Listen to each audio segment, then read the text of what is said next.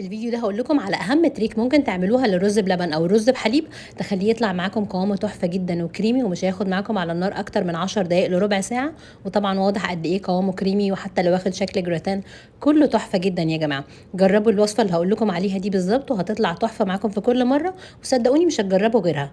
طبعا طعمها تحفه في كل مره.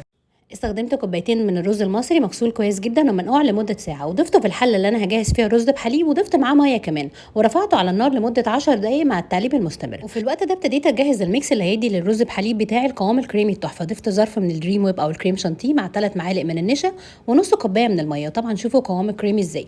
بعد كده ابتديت ان انا اضيف على الرز بلبن بتاعي المطيبات او الحاجات اللي هتديله الطعم. ضفت كوبايه وربع من السكر وكيلو من الحليب، تقدروا تضيفوا لغايه كيلو وربع.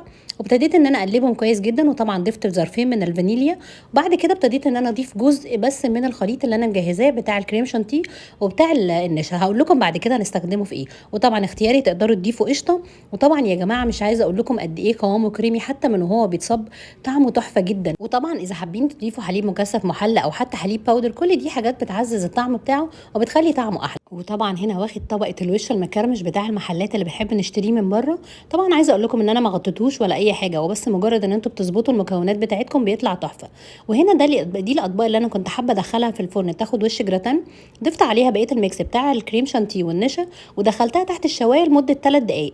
طبعا تحت الشوايه بس ما بنشغلش عليه الفرن من تحت. وشوفوا قد ايه طعمه كريمي، قصدي شكله كريمي وقوامه تحفه جدا، وكان طعمه خطير. جربوه وقولوا لي ايه رايكم.